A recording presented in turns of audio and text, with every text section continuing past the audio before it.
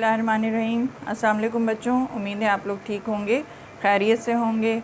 आज class 12th का lecture में लेकर आई हूँ करंट इलेक्ट्रिसिटी, ठीक है।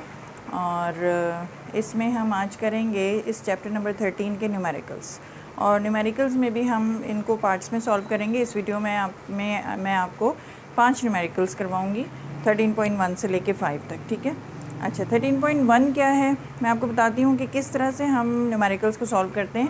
Question is how many electrons pass through an electric bulb in 1 minute. तो जिस तरह से स्टेटमेंट बोलता जाता है उस तरीके से हम उसी ऑर्डर में जो है यहाँ डाटा नोट करते जाते हैं। सबसे पहले हम डाटा लिखेंगे that how many electrons means number of electrons they are asking. इसको क्वेश्चन मार्क लगा दिया, ठीक है।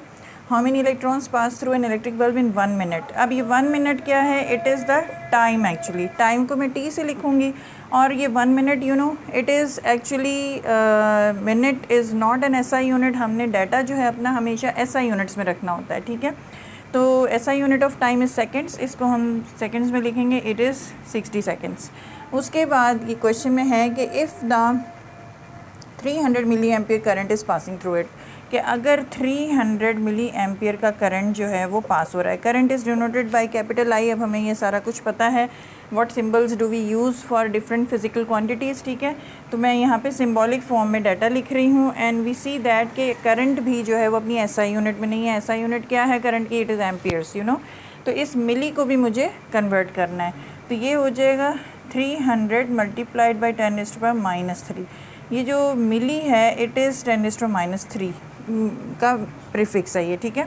और एम्पियर्स, अब ये 300 इंटू 10⁻³ का मतलब है कि it is actually 300 divided by 1000 है, ठीक है ना। तो और ये हम देखते हैं it comes out to be 0.3 ampere. तो करंट हमारे पास 0.3 एम्पियर्स इन एसआई यूनिट्स। अब जो n है, अब अब हमने जो है ना यहाँ पे कैसे सॉल्व करना है, ये हमने अपने डाटा को देख के वो फार्मूला सोचना है विच would be helpful for solving this. अब n, i और t को रिलेट करता हुआ हमारे सामने कोई फार्मूला नहीं है, लेकिन इनसे रिलेटेड हमारे पास एक फार्मूला ऐसा है जिसमें हम i इज़ इक्वल टू क्या लिख लेते हैं, Q/T। वी नो दैट कि ये वाला एक फार्मूला करंट का हमारे पास है जिसमें से i और t तो हमें पता है, लेकिन हमें Q नहीं पता, ठीक है। तो अब Q से और यहाँ पर हमें n भी नहीं आ रहा हमारे पास, हमें जो चीज़ क्वांटिटी हमने मालूम करनी है। तो अब उसके लिए वी सी दैट कि एक और फार्मूला जो है will be helpful to us, और वो है Q is equal to NE। अगर आपको याद हो तो total charge is actually the product of the number of charges and the charge on each electron. देखिए ना, एक इलेक्ट्रॉन पे जो चार्ज है वो कितना होता है, किसी भी इलेक्ट्रॉन पे जो चार्ज है इट इज़ यानी कि ई इज़ 1.6 इंटू 10⁻19, ठीक है। और n इन्हें अगर एक है तो 1.6 इंटू 10⁻19 कूलम्स होगा। अगर दो इलेक्ट्रॉन्स हैं तो 2 मल्टीप्लाइड बाई 1.6 इंटू 10⁻19। तो इस तरह से ये नंबर ऑफ़ चार्ज पार्टिकल्स हो गया। This is the charge on each charge particle, और ये इन दोनों का प्रोडक्ट जो है वो हमें टोटल चार्ज देखा, ठीक है। तो ये दो फॉर्मूलों को we would be bring in use here, ठीक है। तो हम यहाँ लिख सकते हैं कि फार्मूला यूज़ जो है हमारे सामने वो क्या है, इसको आप सब हेडिंग्स के साथ लिखेंगे। Formula used are actually there are 2 formula used, I is equal to Q/T and Q is equal to NE। तो इस फॉर्मूले से हमें n मिलेगा, लेकिन यहाँ इस फॉर्मूले में लगाने के लिए E हमें पता है, ये E भी आप डाटा में लिख लीजिए, इट इज़ 1.6 इंटू 10⁻19 कूलम्स, ठीक है। अब इसको यूज़ करने के लिए we must use this Q। इस फॉर्मूले से हमारे पास अगर हम क्रॉस मल्टीप्लाई करें तो IT is equal to Q आ जाएगा, ठीक है। तो I कितना है, अब हम इसके SI यूनिट्स में देख रहे हैं कि I is 0.3 multiplied by time is 60 seconds, ठीक है। तो ये हमारे पास चार्ज जो है वो किस में आ जाएगा, कूलम्स में आ जाएगा। इट इज़ 6 3 18, ये 180 हो गया, और एक के बाद डेसिमल लगा दिया हमारे पास, this is the 18 coulombs charge. अब ये जो टोटल चार्ज हमारे पास 18 कूलम्स है, और नंबर ऑफ़ चार्ज पार्टिकल्स हमने मालूम करना है। Now we will be using Q is equal to NE, now using another formula that is Q is equal to NE। तो अब इसको भी हम यहाँ पे बॉक्स कर लेते हैं, हाईलाइट करें इसको। तो सब्सटीट्यूटिंग द वैल्यूज़ यहाँ पर हम लिख सकते हैं, यहाँ लिखेंगे substituting the values we get, what do we get, Q की वैल्यू कितनी आई है 18 इज़ इक्वल टू N हमने मालूम करना है, ठीक है, और E हमें पता है इट इज़ 1.6 इंटू 10⁻⁻19 कूलम्स, ठीक है। तो N जो है वो क्या आ जाएगा, इसके आगे अगले स्टेप में लिखते हैं 18, ये मल्टीप्लाई हो रहा है तो डिवाइडेड बाई दूसरी तरफ आएगा इज़ इक्वल टू के, तो it will become 18 divided by 1.6 into 10⁻⁻19 is equal to N। अब देखिए ये नंबर ऑफ़ इलेक्ट्रॉन्स है या नंबर ऑफ़ चार्ज पार्टिकल्स कह रहे हैं कि ये भी 18 कूलम्स में है और ये भी कूलम्स में है, ये यूनिट दोनों जो हैं कैंसिल हो जाएंगे, this is the ratio of two same quantities, तो यूनिट से ये कैंसिल हो जाएंगे and we will get just a number here, ठीक है, एक नंबर हमें मिलेगा and it comes out to be how much, इसको आप सॉल्व कर लें कैलकुलेटर से, तो it comes out to be 1.12 into 10⁻n is equal to 1.12 into 10⁻⁻12, ठीक है। I think that is the number of charge particles, sorry 20, ठीक है ना, -12 तो हो नहीं सकता था, ये 10⁻20 आएगा। ये कैसे आया देखिए, इसको आप इस तरह से सॉल्व कर सकते हैं, इसको अगर मैं मैनुअली सॉल्व करना बताऊँ आपको, 18 डिवाइडेड बाई ये 1.6 को इंटू 10 कर दें और ऊपर भी 10 कर दें तो ये पॉइंट इधर आ जाएगा, यानी कि 16 बन जाएगा, ठीक है। ये मैंने 10 से रैशनलाइज़ किया और डिवाइडेड बाई ये 10⁻⁻19 अपनी जगह पर है, ठीक है। जब ये इससे मल्टीप्लाई हो गया तो ये ऊपर वाला जब मल्टीप्लाई हो गया तो इट बिकेम 180 और ये हो गया 16, और ये वाले नंबर को जब हम ऊपर ले गए तो इट बिकेम 10⁻19। इस ज़ीरो को आप इसके साथ लगा लीजिए, यानी कि ये 10 है तो ये हमारे पास आ गया 18 डिवाइडेड बाई 16 मल्टीप्लाइड बाई 10⁻20। अब ये 18/16 जो है वो हमें क्या देगा, 1.12 और इंटू 10⁻20। तो इस तरीके से ये जो चीज़ मैंने डायरेक्टली यहाँ लिख दी है, जो कि आपको कैलकुलेटर भी दे देगा, मैनुअली ये इस तरह से सॉल्व हो जाएगा। This whole part can be manually done also, इस तरह से भी इसको सॉल्व कर सकते हैं। और ये देखें, जब भी हम इस तरह के एक्सप्रेशंस को सॉल्व करते हैं तो हम जो पावर्स ऑफ 10 हैं उनको अलग रखते हैं और बाकी फैक्टर्स को जो है हम अलग रख के उनको सॉल्व कर लेते हैं इकट्ठे करके, ठीक है। तो this is the first question we solve here. अब हम दूसरे क्वेश्चन में आते हैं, इसको जल्दी से आप नोट कर लें।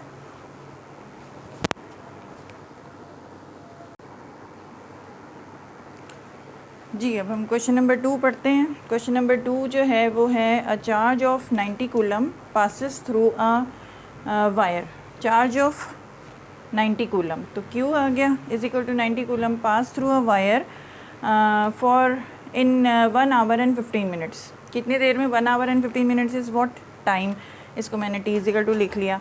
आगे है what is the current in the wire, I is equal to question mark. अब ये सारा डाटा हमने लिख लिया। डाटा को सबसे पहले हमने क्या करना है कि SI यूनिट में रखना है। तो अब टाइम जो है यू सी आवर और minutes, these are not the SI units. इसको SI यूनिट में कन्वर्ट करने के लिए you will have to convert all this into seconds. तो 1 आवर जो है वो कितने सेकंड्स के बराबर है, यू सी कि 1 आवर में कितने मिनट्स होते हैं, 60 मिनट, और हर मिनट में कितने सेकंड्स होते हैं, 60 सेकंड्स। तो इसका मतलब है कि 1 आवर जो है वो 60 इंटू 60 सेकंड्स के बराबर हुआ, ठीक है। और प्लस 15 मिनट्स को भी आपने सेकंड्स में बदलना है। 1 minute is equal to 60 seconds, तो फिर 15 minutes is equal to 15 into 60 seconds. तो ये हम प्लस करेंगे, इसको मैं थोड़ा सा और नीचे लिख लेती हूँ, I is equal to question mark को। इसको सॉल्व करिए, 3600 प्लस 6 5 30 3 900 सेकेंड्स, दैट इज़ ये बन गया 4500 सेकेंड्स। ये जो 1 आवर 15 मिनट्स है ये हमारे पास 4500 सेकेंड्स आ गया, ठीक है। अब the data is telling you the very famous formula, and what is that, I is equal to Q/T which would be helpful here. ये डाटा देखकर हमें फार्मूला पता लग रहा है कि कौन सा फार्मूला यूज़ होगा, तो हम यहाँ पे फिर हेडिंग डाल सकते हैं, the formula used will be I is equal to Q/T and you will highlight it. उसके बाद हम इसको लिखेंगे substituting the values, substituting the values ये वैल्यूज़ यानी कि जो डाटा में आपको वैल्यूज़ दी हुई हैं, what do we get, we get I is equal to, अब यहाँ तो आपने I ही निकालना है तो formula as it is use हो जाएगा, Q की वैल्यू 90 है और divided by you have 4500 seconds, ठीक है। तो I की यूनिट नाउ आपने ये सारा SI में रखा है तो एम्पियर्स में यूनिट आ जाएगी, इसकी करंट की एक एक ज़ीरो कैंसिल हो गया, ये 9 5 45 होता है, दिस इज़ देयरफॉर 1/50 एम्पियर। अब इसको अगर आप डिवाइड करें डेसिमल में, आप इसको कैलकुलेटर से डायरेक्ट निकाल सकते हैं, तो it will be coming out to be 20 milli ampere, ठीक है। तो ये आप डायरेक्ट अगर कैलकुलेटर से करेंगे तो 1/50 will come out to be not exactly 20 milli ampere. वो मैं आपको अब मैनुअल पार्ट आपको सॉल्व करके दिखाती हूँ कि 1/50 जो है इसको मैं दूसरे कलर से करती हूँ ताकि आपको क्लियर हो जाए। This is not required in the question, not required in the question, लेकिन ये आपको सॉल्व करना आना चाहिए समटाइम्स। 1/50 एम्पियर, ठीक है। अब आप ऐसा करें कि डिनोमिनेटर में आपने 10 के मल्टीपल्स लाने हैं, तो आप क्या करेंगे 50 इंटू 2 कर लें और ऊपर भी 2 से रैशनलाइज कर रहे हैं, ठीक है। तो दिस बिकम्स 2 5 10 100 हो गया ये एम्पियर्स, ठीक है। तो दैट मीन्स के दिस इज़ 2 इंटू 10⁻⁻2 एम्पियर्स कह लें, लेकिन इसका कोई हमारे पास प्रीफिक्स नहीं है। हम क्या कर सकते हैं कि अगर हम यहाँ पे प्रीफिक्स यूज़ करना चाहें, वरना ये इट्स ऑल राइट, यहाँ तक भी अगर आप लिख सकते हैं तो इट्स ऑल राइट, लेकिन हमने अगर यहाँ पे प्रीफिक्स यानी कि मिली लाना है, 10⁻³ लाना है, यानी कि यहाँ पर 2/100 की बजाय हम यहाँ 1000 लाना चाहते हैं, यानी कि इंटू 10 अगर आप डिनोमिनेटर में करेंगे तो ये जब ऊपर जाएगा तो 10⁻³ हो जाएगा, लेकिन अगर आप डिनोमिनेटर में 10 करेंगे तो न्यूमरेटर में भी आपको 10 मल्टीप्लाई करना पड़ेगा, ठीक है। तो इसको मैं यहाँ लिखती हूँ इस तरह से कि पहले आप ये लिखें फिर 10 से रैशनलाइज कर दें, तो इट विल बिकम 20/1000 एम्पियर्स। अभी दिस इज़ इक्वल टू 20 10⁻³ 1000 को पूरे को हम जब उसी साइड ऊपर लेके जाएंगे तो जो ये 10,000 is actually 10⁻³ in the denominator, ऊपर गया तो इट विल बिकम 10⁻³ एम्पियर, और ये हमारे पास 20 मिली एम्पियर आ गया। तो ये आंसर भी ऑल राइट जो आपके बुक में दिया हुआ है। और अगर आपके पास आंसर इस तरह से आ जाता है, ये जो 2/100 एम्पियर्स को आपने अगर लिखना चाहें तो it could be written as, कहाँ लिखूँ, यहाँ पे लिख दूँ 2/100 ampere is equal to 2 into 10⁻² ampere. ये आंसर भी ओके है। This is also okay, this is also okay. ये भी साइंटिफिक नोटेशन में है, ये साइंटिफिक नोटेशन में नहीं है, लेकिन यहाँ पे प्रीफिक्स का यूज़ है तो इट्स ऑल राइट। अब हम आते हैं क्वेश्चन नंबर 3 पे, इसको नोट कर लीजिए। This is only the manual part, you should know how to calculate manually.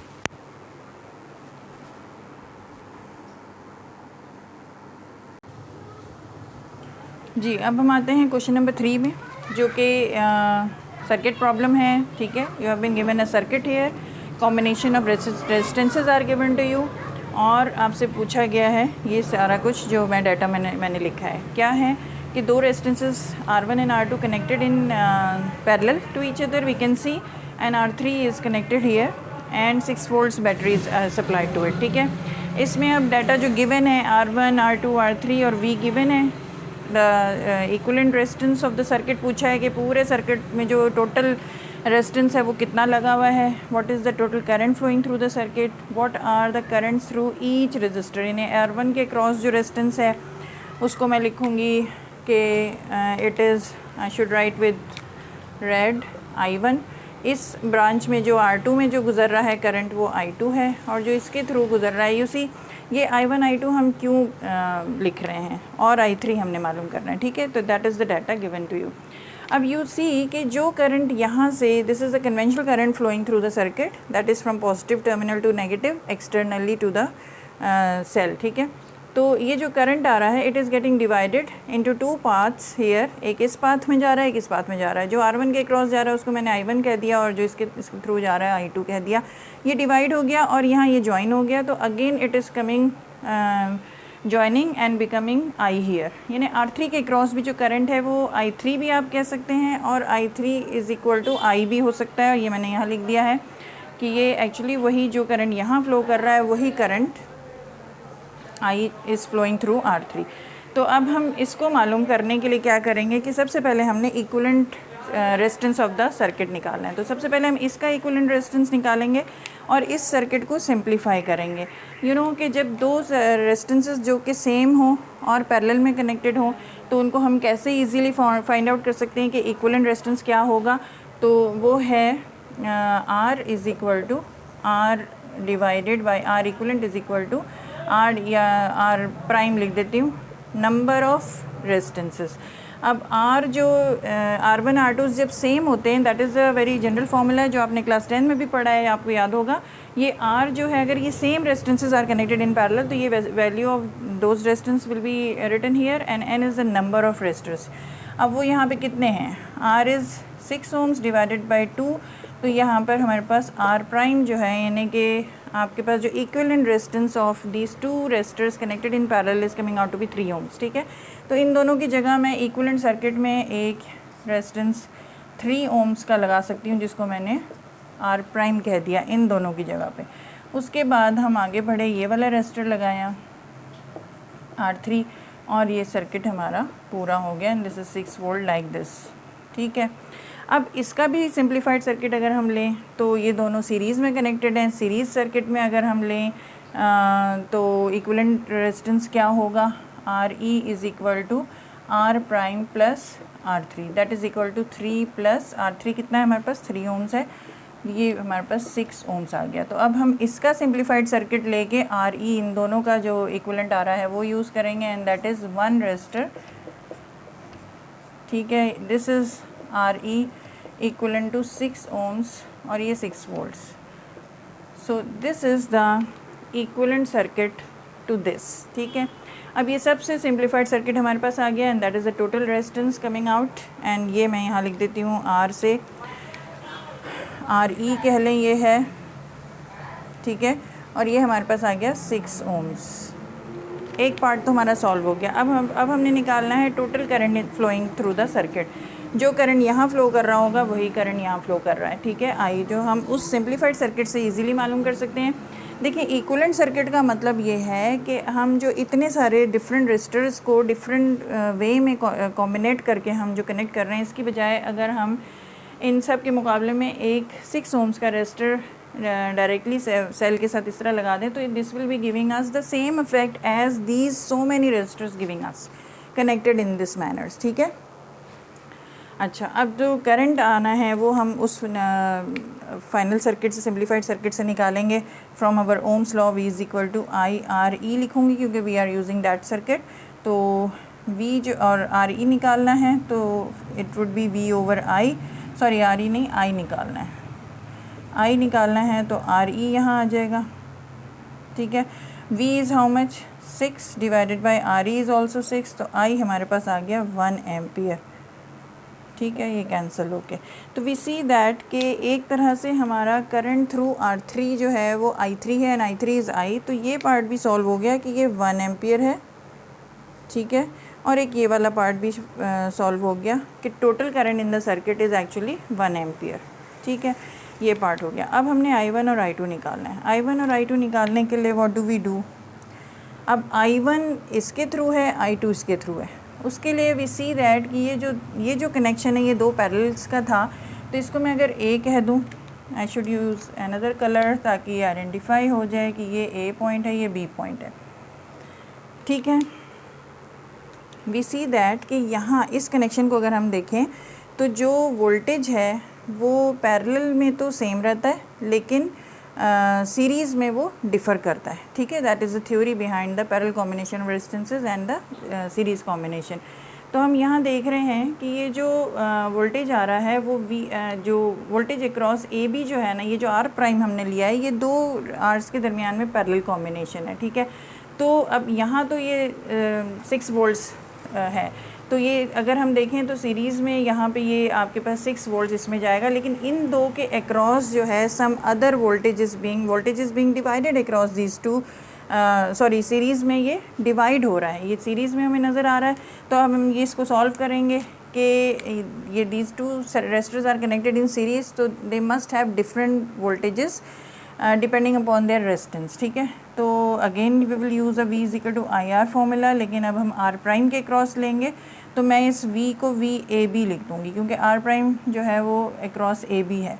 तो अब यहाँ पे v a b में i is how much, it is 1 और r प्राइम हमारे पास 3 है। तो v a b जो है यानी इन दो पॉइंट्स के अक्रॉस, ये जो a और b पॉइंट्स हैं इनके अक्रॉस जो वोल्टेज आ रहा है वो 3 वोल्ट है और R3 के अक्रॉस 3 वोल्ट है। इसके भी अक्रॉस जो है वो R3 के अक्रॉस भी जो है वो 3 वोल्ट आ रहा है। अब we see that V A B is equal to this. तो अब हम आर प्राइम के अक्रॉस मालूम करते हैं। R prime is the combination of R1 and R2 in parallel to each other. तो ये पार्ट तो सॉल्व हो गया। To find out the voltage across A and B, अब हम जब I1 और I1 मालूम करना है तो again we will use the formula V is equal to I R, लेकिन अब हम VAB यूज़ करेंगे क्योंकि हम ये वाला वोल्टेज देख रहे हैं जो इन पैरेलल कॉम्बिनेशन में रेजिस्टर्स को मिल रहा है। और I तो है जो हमने मालूम करना है अक्रॉस रेजिस्टर R1, तो हम इसको इस तरह लिखेंगे, ठीक है। तो अब यू सी कि VAB हमें पता है, हम I1 निकाल रहे हैं तो फार्मूला बन गया VAB डिवाइडेड बाई R1। तो ये आ गया I1 is equal to VAB is how much 3 and R1 is how much, it is 6। तो ये हो गया 3 2 ज़ा 6 half, that is equal to 0.5 ampere. और इसी तरह हम I2 निकालेंगे। I2 के लिए भी यही formula VAB is equal to, I2 जो है वो इसके क्रॉस है। अब मैं यहाँ पे I1 R1 की जगह लिखूँगी I2 R2, ठीक है। अब हमने I2 निकालना है तो VAB डिवाइडेड बाई R2 लिखेंगे and we see that VAB कितना है, it is 3 and R2 is 6। तो ये अगेन 1/2 और दैट इज़ 0.5 एम्पियर। तो ये हमारे पास I1 और I2 भी आ गए, that is 0.5 ampere and here also 0.5 ampere. पूरा डाटा हमारा सॉल्व हो गया। वी सी दैट कि जो करंट 1 एम्पियर था वो दोनों रेजिस्टेंसेस सेम होने की वजह से दोनों के अक्रॉस सेम डिवाइड हुआ, दैट इज़ 0.5 और यहाँ जॉइन होके वो फिर 1 एम्पियर फ्लो कर रहा है अक्रॉस दिस रेजिस्टर R3, ठीक है। तो वी सी दैट कि ये सॉल्व हो गया हमारा। इस तरह से हमने ये सॉल्व करना है। एग्ज़ाम में भी आपको इसी तरह से स्टेप्स में सॉल्व करना पड़ेगा। इसको नोट कर लें फटाफट।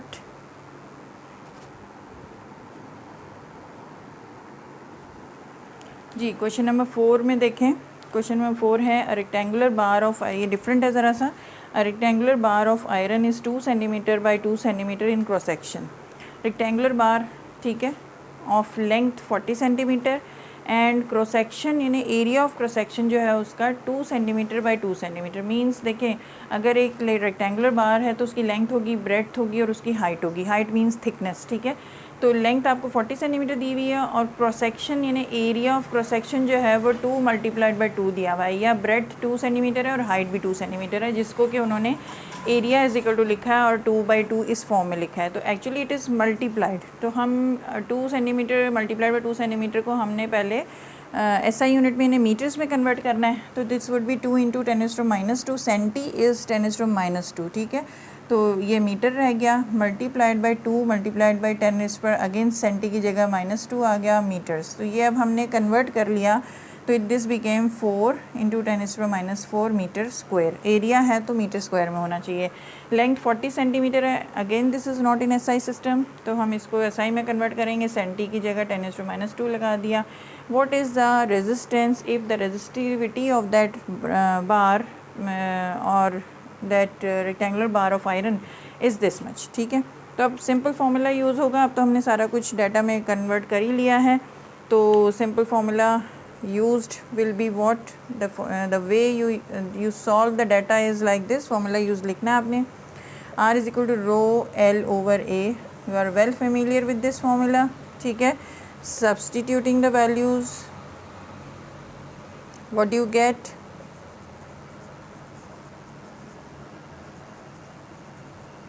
क्या आपको मिलता है इसमें?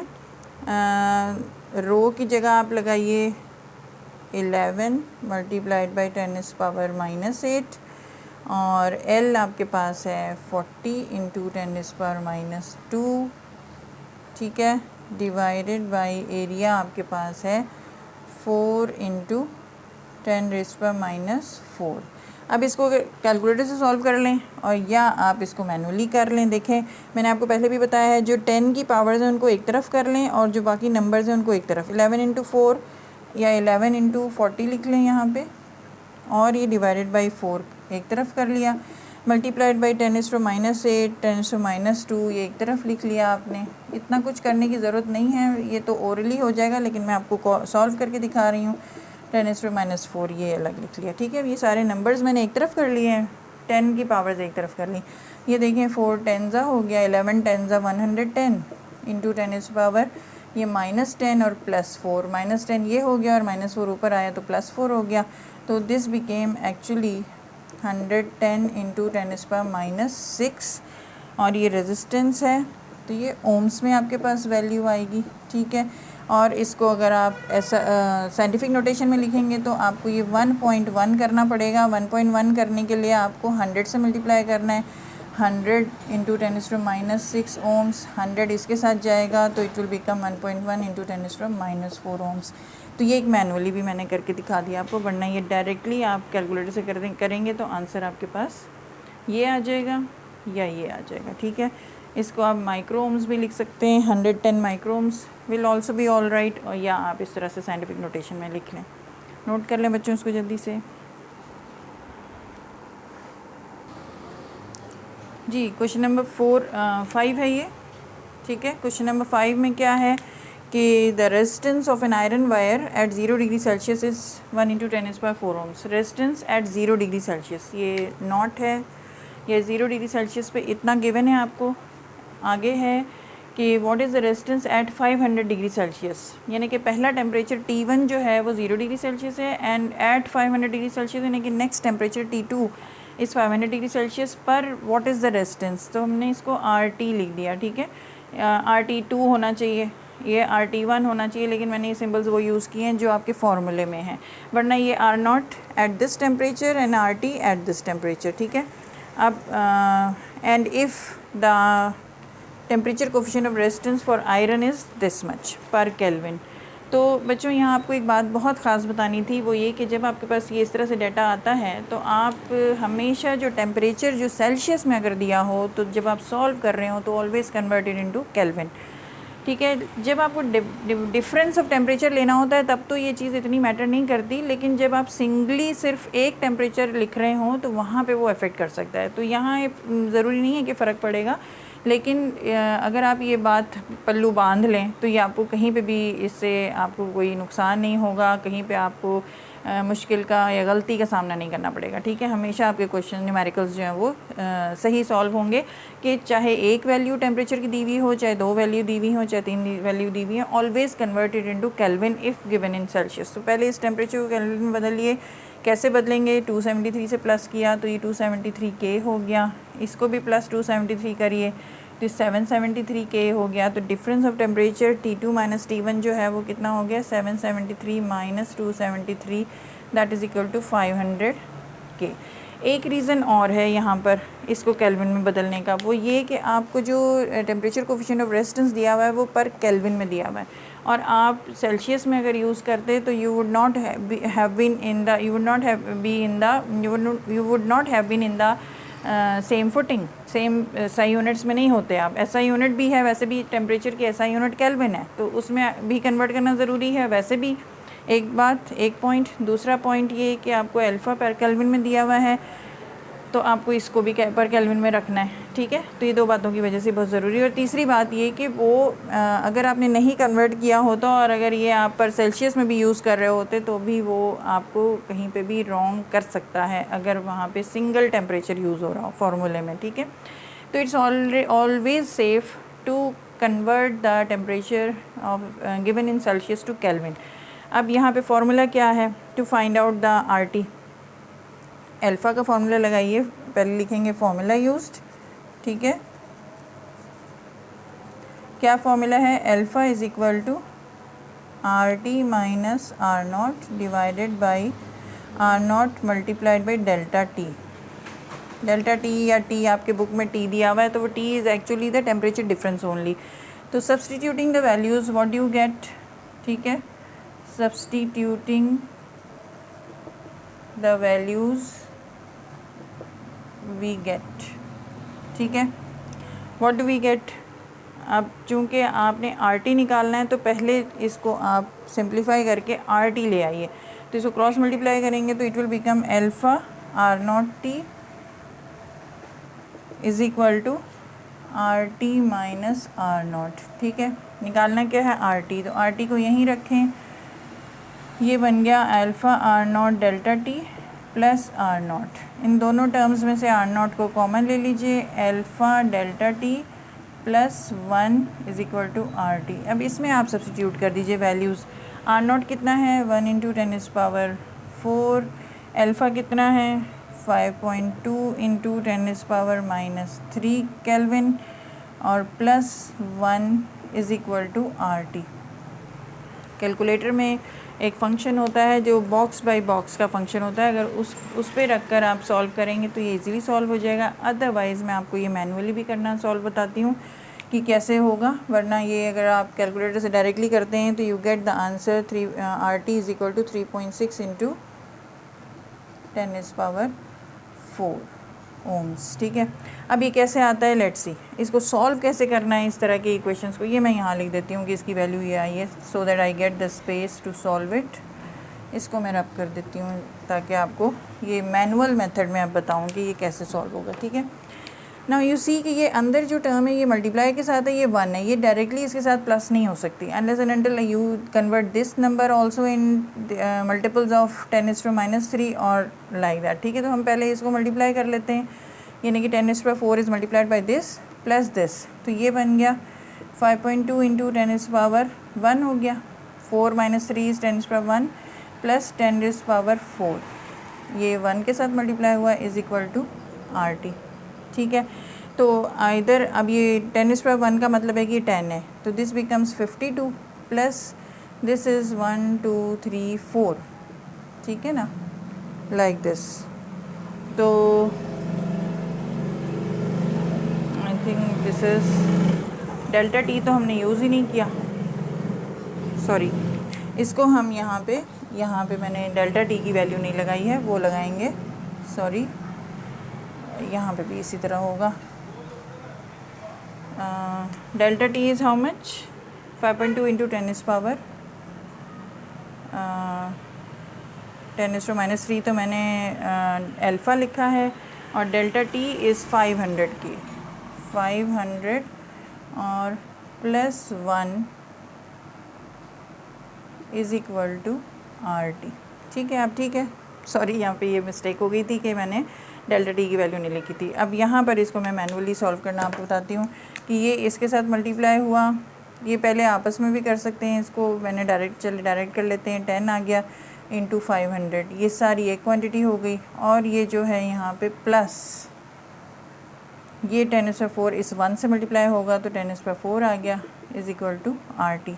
अब इसको हम मल्टीप्लाई करेंगे 5 से, 5 2 ये 10, और चलें इसको कर लेते हैं 5.2 इंटू 5000 हो गया ये, प्लस 10⁻⁴। ठीक है, अब ये 5 से सिर्फ इसको मल्टीप्लाई कर लें, 5 2 10 0 1 5 5 25 26, सिर्फ 5 से किया तो 260 आया, एक डेसिमल ये लगाना है। ठीक है, और ये मल्टीप्लाइड बाई, बल्कि डेसिमल भी ना लगाएं, 5 2 10 ये आपके पास आया हुआ है, और 1000 ऐसे लिख लें क्योंकि 5 से तो आप मल्टीप्लाई कर चुके हैं, और plus 10⁻⁴ is equal to R T. तो अब ये आप देखें कि ये कितना हो जाएगा अगर हम इसको रखें 260, 5 से जब किया तो 5 2 10, हाँ, इसको जब आप सिर्फ 5 से मल्टीप्लाई करें तो आपको यहाँ पे इसके बाद डेसिमल लगाना पड़ेगा, 26 के बाद लगाना ज़रूरी है क्योंकि 1000 को आपने अलग कर लिया।